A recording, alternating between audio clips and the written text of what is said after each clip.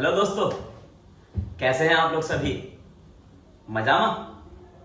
तो मैं विष्णु सर आज आपके लिए लेकर आ गया हूं क्लास 11 का लेसन नंबर फर्स्ट, जिसका नाम है the portrait of a lady. दोस्तों, इस स्टोरी के अंदर मैं आपको सारी बातें बताने वाला हूं कि आपकी क्लास 11 की फर्स्ट स्टोरी में क्या क्या बताया गया है। तो बिना समय गवाए चलिए शुरू करते हैं अपना लेसन नंबर फर्स्ट, जिसका नाम है the portrait of a lady. दोस्तों, पोर्ट्रेट का मतलब क्या होता है? पोर्ट्रेट का मतलब होता है दोस्तों कोई तस्वीर, कोई चित्र, और वो चित्र किसका दिखा रखा है? एक लेडी का। यानी इस स्टोरी के अंदर हम एक लेडी के बारे में पढ़ेंगे, एक दादी के बारे में पढ़ेंगे जो क्लास 11th में बहुत अच्छी स्टोरी दी है।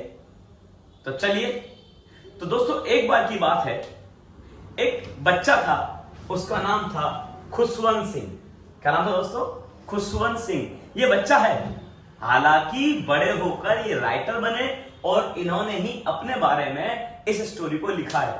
तो अभी वो बचपन की बातें लिखते हैं खुशवंत सिंह, और वो क्या कहते हैं? वो कहते हैं कि जब मैं बच्चा था तो मेरे माता और पिता पैसे कमाने के लिए शहर आ गए और मुझे और मेरी दादी को गांव में ही छोड़ आए। तो दोस्तों, खुशवंत सिंह कहते हैं कि मेरे पापा मुझसे कह के गए थे कि बच्चे, मैं अभी शहर जा रहा हूं, जब हम वहां पर सेटल हो जाएंगे, हमारा काम बिजनेस हमारा अच्छा चल जाएगा, हम आपको जल्दी ही बुला लेंगे। जब तक आप गांव में ही रहकर दादी के साथ पढ़ाई को पूरी करो। मैंने अपने पिताजी की बात मानी, मतलब खुशवंत सिंह कहते हैं मैंने अपने पिताजी की बात मानी और मैं दादी के ही साथ गांव में रुक गया। मेरी दादी मुझसे बहुत प्यार करती है, मेरी इतनी केयर करती हैं, मेरी मां से भी ज्यादा केयर करती हैं। दोस्तों, ऐसा होता है ना कि हमारी मां से भी ज्यादा अगर हमें कोई एक व्यक्ति प्यार करने वाला है तो हमारी दादी या फिर हमारे दादा हो सकते हैं। तो खुशवंत सिंह सोचता है कि मेरी दादी क्या शुरू से ऐसी ही रही होंगी, इतनी ही बूढ़ी?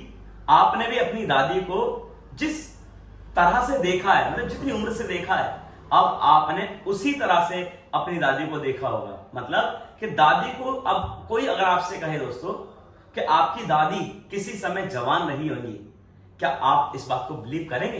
ये बिलीव करना थोड़ा सा इम्पॉसिबल है, क्योंकि हम अपनी दादी को जैसा हमने शुरू से देखा है, आज भी हम दादी को ऐसे ही देखते हैं या फिर दादा को ऐसे देखते हैं। तो खुशवंत सिंह के बारे में बताया था, खुशवंत सिंह कहते हैं कि मेरी दादी के बारे में लोग बताते हैं कि मेरी दादी किसी जमाने में बहुत खूबसूरत रही थी और मेरे दादाजी भी बहुत खूबसूरत थे।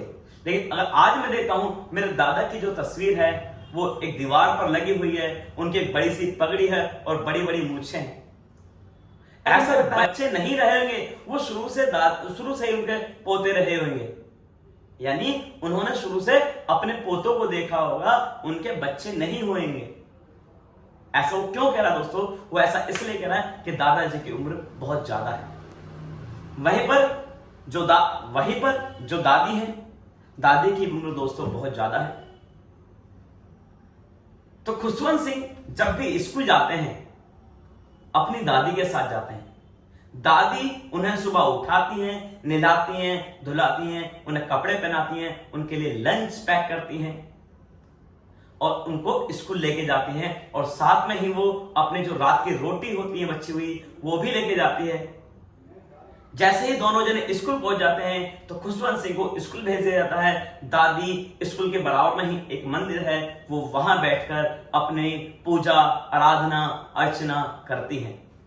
मतलब दोस्तों, वहां पर जो गीता वगैरह जो होती हैं, दादी उनको पढ़ती हैं, गीता पढ़ती हैं वहां पर। दादी जब तक वहां पर पूजा करती हैं, जब तक खुशवंत सिंह की स्कूल से छुट्टी नहीं हो जाती।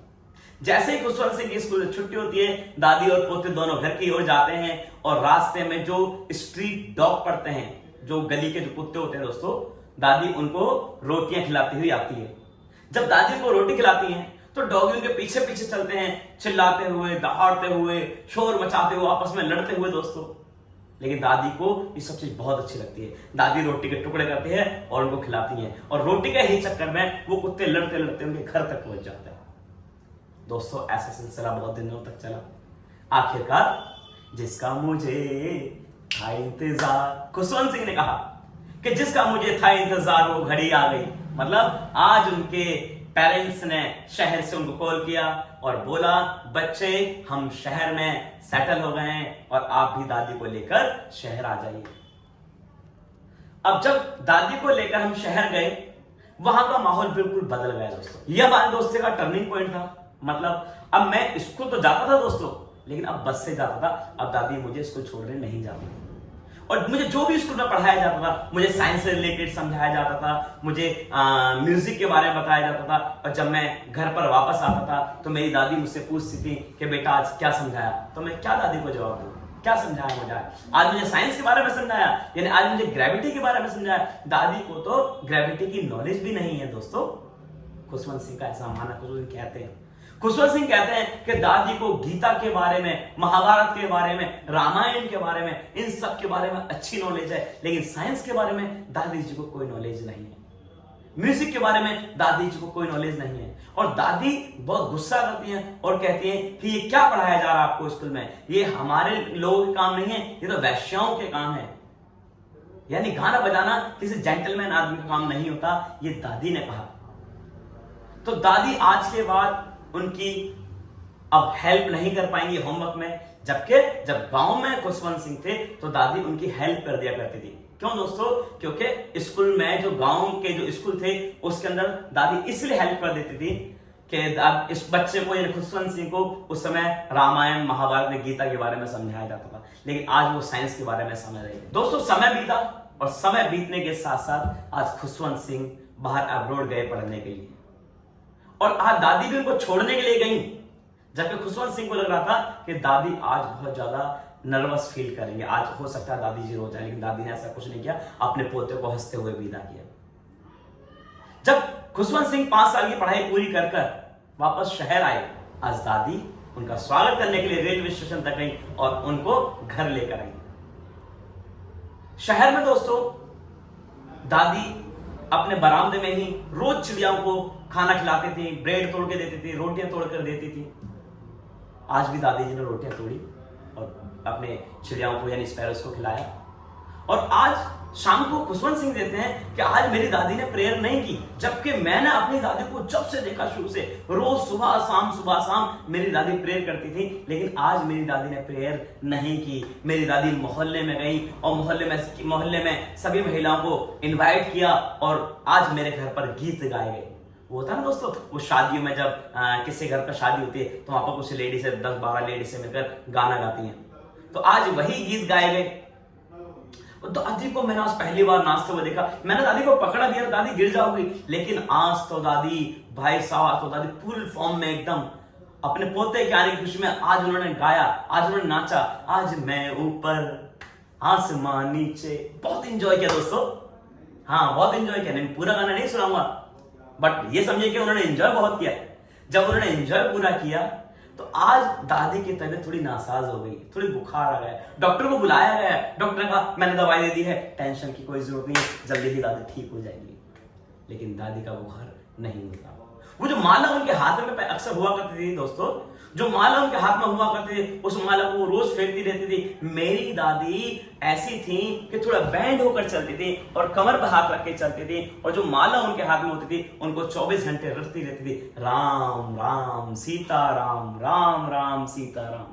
लेकिन आज मेरी दादी जैसे ही चारपाई पर लेटी है दोस्तों, थोड़ा समय गुजरा और मेरी दादी के हाथ से वो माला छूट गई, मोती सारे बिखर गए और मेरी दादी के प्राण भी उनके साथ ही निकल गए। आज हमने अपनी दादी को जमीन पर उतारा। बहुत सारी स्पैरोज जो अक्सर हमारे बरामदे में आया करती थी वो आज भी आई, लेकिन आज बहुत दुखी थी। आज हमारे बीच में दादी नहीं रही। मेरी माँ आई और मेरी माँ ने सोचा कि चलो चिड़िया भूखेंगी, मेरी माँ ने आज दादी की जगह पर उनको ब्रेड तोड़ के दिए, लेकिन दोस्तों एक भी चिड़िया ने एक भी दाना नहीं खाया, वो भी दुखी थी। आज हम दादी जी को शमशान घाट ले गए और स्पैरोज भी वहां से उड़ गई। और दोस्तों खुशवंत सिंह कहते हैं कि उस दिन के बाद से हमारे आंगन में कभी कोई चिड़िया दाना खाने नहीं आई। ये चैप्टर दोस्तों आपका बहुत छोटा सा है, ये यहीं खत्म होता है। उम्मीद करता हूँ समझ में आया होगा। इस स्टोरी की वर्ड टू वर्ड एक्सप्लेनेशन मैं आपको पार्ट 2 में दिखाऊंगा। पार्ट 2 में मैं बिल्कुल वर्ड टू वर्ड एक्सप्लेन करूंगा इस कहानी को, तो देखना ना भूलिए। और देखना नहीं भूलिए गुरुकुल क्लासेस, इंग्लिश के सिलेबस में मैं आपकी पूरी हेल्प करूंगा और गारंटी से अब की बार 90 पास।